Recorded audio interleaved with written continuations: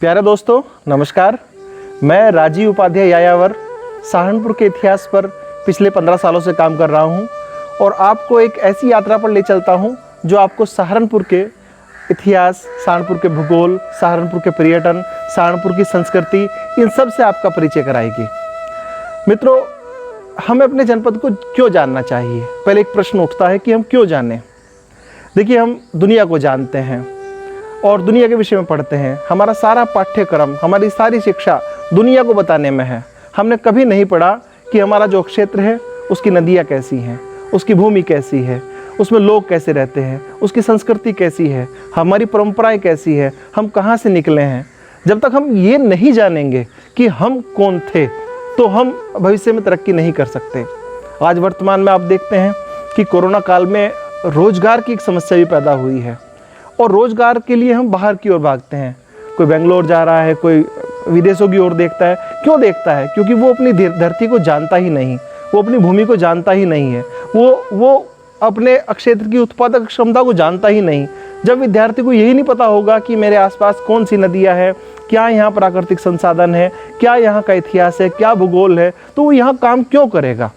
उसे बाहर ढूंढना ही पड़ेगा। मित्रों, हम इसी यात्रा पर आपको ले चलेंगे जहाँ अलग अलग चीज़ें आपको मिलेंगी, रोचक जानकारियाँ आपको मिलेंगी। सहारनपुर की जो जड़ों का इतिहास है उसकी जानकारी आपको मिलेगी। और दोस्तों, आपको बताऊं कि जब सहारनपुर के इतिहास के विषय में मेरे मन में आया कि इस पर कुछ काम होना चाहिए, तो पत्रकारिता के दौरान मैंने कुछ काम किया। सबसे पहला एक काम किया कि यहाँ के तालाबों को लेकर, जो ऐतिहासिक तालाब हैं, जो महाभारत से जुड़े हुए हैं, दूसरी कहानियों को लिए हुए हैं, किंवदंतियों को लिए हुए हैं, परंपराओं को लिए हुए हैं, उन पे काम किया। और जब वो काम होता गया तो अमर उजाला में एक सीरीज भी हमने चलाई जो तालाबों पे थी। वो सीरीज जब एक रूप उसने लिया तो तत्कालीन जिलाधिकारी श्रीमान आलोक कुमार जी ने उसको एक पुस्तक का रूप दिया। उसका नाम था अपनी धरोहर। तो सहारनपुर को पहला परिचय करने का अवसर मिला और उसको हमने पुस्तक का रूप दिया अपनी धरोहर के रूप में। मित्रों, ये यात्रा और फिर आगे बढ़ी और हमने और चीज़ें काम किया, फील्ड में गए और यहाँ के पर्यटन की तलाश की। हमने देखा कि सहारनपुर में अपार संभावनाएं हैं पर्यटन की, लेकिन हमने उस पर काम नहीं किया। यहाँ 3 बड़े महत्वपूर्ण, आपको बताऊँ, झरने भी हैं जो बिल्कुल प्रकृति के अंचल में समाये हुए हैं। हमको नहीं पता है, हमने डेवलप नहीं किए। यहाँ पे जल धाराएँ वहाँ से निकलती हैं, अलग अलग चीज़ें वहाँ देखने लायक हैं, प्राकृतिक सौंदर्य है। और ये सौंदर्य है क्यों? क्योंकि सहारनपुर एक मात्र वो पहला जनपद है जो गंगा यमुना जब हिमालय से निकलती हैं तो मैदानी इलाके में जो दोनों के बीच में जनपद है वो सहारनपुर है। ऐसे में इसमें प्राकृतिक सौंदर्य की पूर्ण संभावना है, पर्यटन की अपूर्ण संभावनाएं हैं। तो फिर एक दूसरी किताब का हमने रूप दिया, उसका नाम था सहारनपुर दर्शन। तो सहारनपुर दर्शन बड़ी महत्वपूर्ण पुस्तक है जो यहाँ के पर्यटन से आपको परिचय कराएगी। मित्रों, ये दोनों पुस्तकें मैंने शासन को, प्रशासन को हर जगह प्रेषित की, वहाँ भेजी हमने। और फिर एक योजना चली थी केंद्र सरकार की, संस्कृति मंत्रालय द्वारा, शहरों की दास्तां। तो फिर हमारे एक शहर सहारनपुर का उसमें चयन हुआ जो सहारनपुर की संस्कृति पे काम करने के लिए। तो यहाँ की हमने लोक परंपराओं पे, यहाँ की लोक भाषा पे, लोक नृत्य पे, लोक गायन पर, यहाँ के जो गाँव के नाम हैं उन पर लगातार काम किया। और उस पूरे काम का परिचय जो आया है उसकी का एक रूप लिया पुस्तक ने, उसका नाम है हमारा सहारनपुर। हमारा सहारनपुर पुस्तक आप PDF के रूप में गूगल पे भी पढ़ सकते हैं और हमारा सहारनपुर में संपूर्ण सांस्कृतिक परिचय सहारनपुर का मिलता है। मित्रों, अब हम बात करेंगे इस प्राचीन मंदिर की, जिस मंदिर के प्रांगण में हम खड़े हैं।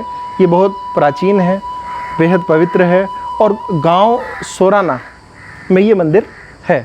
सोराना गांव अंबाला हाईवे पर स्थित है, सहारनपुर से केवल 11 किलोमीटर दूर। आप जब आते हैं तो यहाँ किसी से पूछ सकते हैं माता काली का प्राचीन मंदिर। तो आप काली माता के प्राचीन मंदिर में खड़े हैं। इसकी एक अपनी कहानी है। वो कहानी कुछ इस प्रकार है कि एक गांव था सोराना, जो पहले था वो आज इस दिशा में है और पूर्व काल में वो इस दिशा में हुआ करता था, बिल्कुल हमारे लेफ्ट साइड में हुआ करता था। तो जब यहाँ आक्रमण हुए विदेशी आक्रमणों के दौरान, तो वो गांव उजड़ गया, उसे उजाड़ दिया गया। उसके बाद केवल जो बचा ये मंदिर का कुछ अवशेष मंदिर के बचे, जो माता काली की प्रतिमा आपके समक्ष हैं। पीछे एक तालाब है जिसका नाम है पांडव वाला तालाब। तो गांव में विश्वास है, ये मान्यता है कि कभी यहाँ पांडव आए थे जब वो अज्ञातवास पर थे। पांडव आए और वो यहाँ कुछ समय के लिए रुके भी थे। पांडव वाला जो तालाब है, इसकी प्राचीनता का अनुमान इसी लगा लिया जा सकता है कि यहाँ जो ईंटें मिलती हैं वो विशालकाय ईंटें हैं।